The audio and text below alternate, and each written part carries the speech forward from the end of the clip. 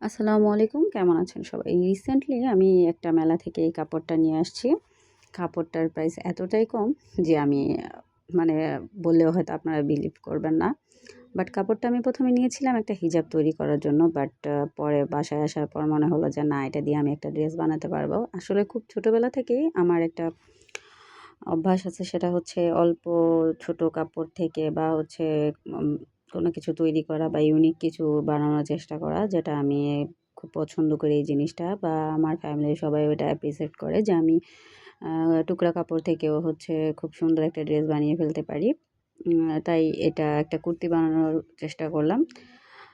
আপনাদের সবার আমার কুর্তিটা কেমন লেগেছে সেটাই বলবেন। এখন হচ্ছে মূল কথা, এই ড্রেসটা যেহেতু আমি মেলা থেকে নিয়েছি, তার মানে এটার প্রাইস খুবই কম। এখন কতটা কম সেটা আপনাদের গেস করতে হবে। যে গেস করতে পারবে তার জন্য একটা গিফট আছে। আমার